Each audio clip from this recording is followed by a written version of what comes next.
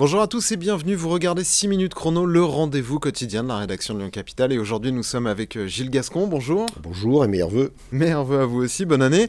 Vous êtes maire Les Républicains de Saint-Priest et vous avez aussi été élu très récemment président du groupe La Métro Positive, qui est le groupe d'opposition de droite aux écologistes à la métropole de Lyon. Vous succédez à Philippe Cochet qui a dû quitter ses mandats après avoir été condamné à une peine d'inéligibilité.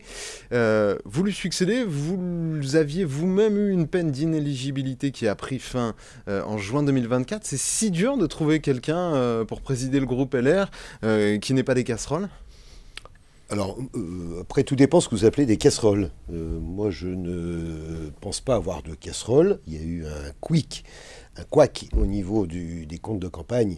Sur le financement de votre législative, oui, une erreur de 2000 euros. Une erreur de 1000 euros, tout simplement, et qui n'est pas de mon fait, mais je l'assume complètement, c'était moi le candidat.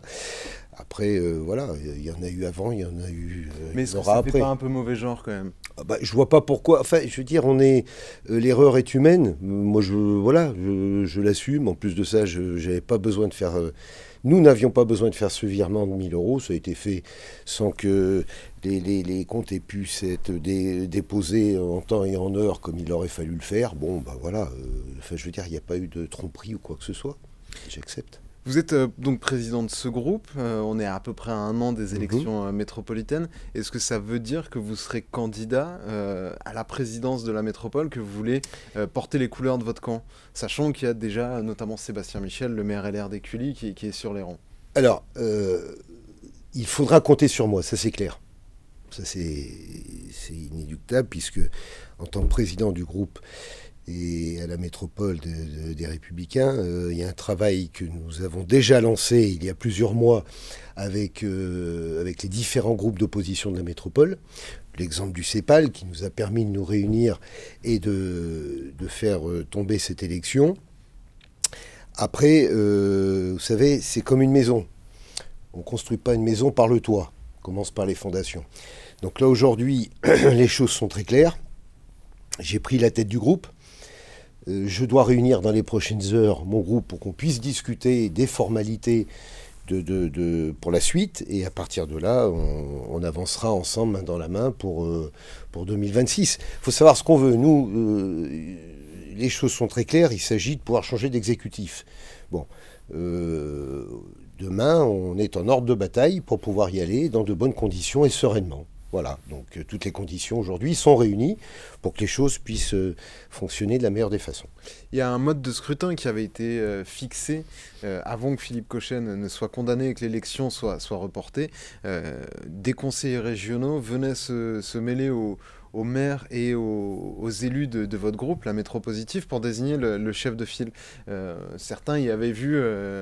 comment dire, un scrutin cousu main pour Sébastien Michel, avec finalement l'ajout de ses conseillers régionaux, sachant qu'il a plutôt le soutien de Laurent Wauquiez. Est-ce que vous aussi, vous aviez trouvé cette manœuvre un peu cavalière? Non, moi j'ai beaucoup discuté aussi avec Laurent. Avec Laurent Wauquiez, on a échangé sur le sujet. Sébastien Michel est légitime.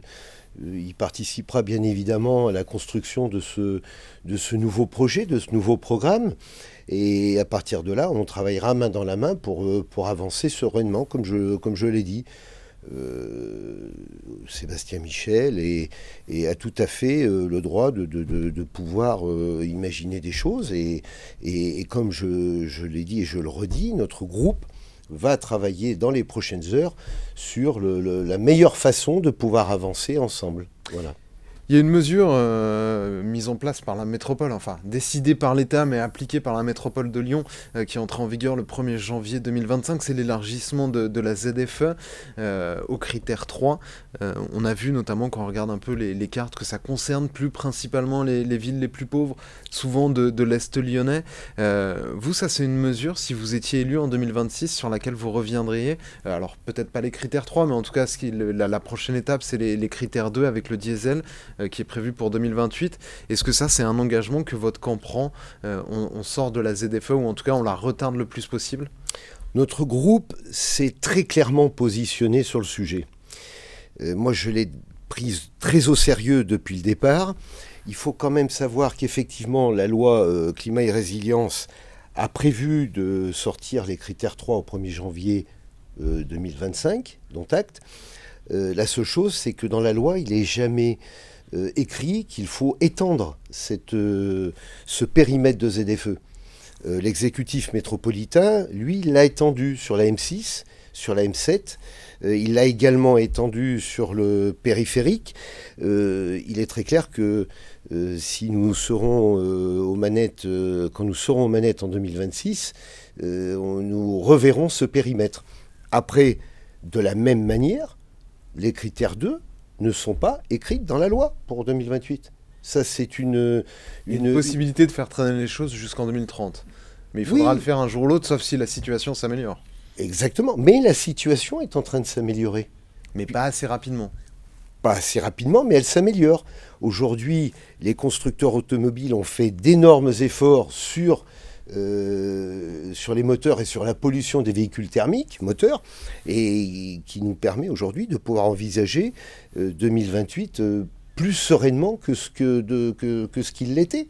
Donc, je le dis très clairement, 2028, nous, les critères 2, on reverra les choses, oui, c'est très clair. Merci beaucoup Gilles Gascon d'avoir répondu à notre invitation et à nos questions. Moi, je vous retrouve très bientôt pour une nouvelle édition de 6 minutes chrono. Au revoir.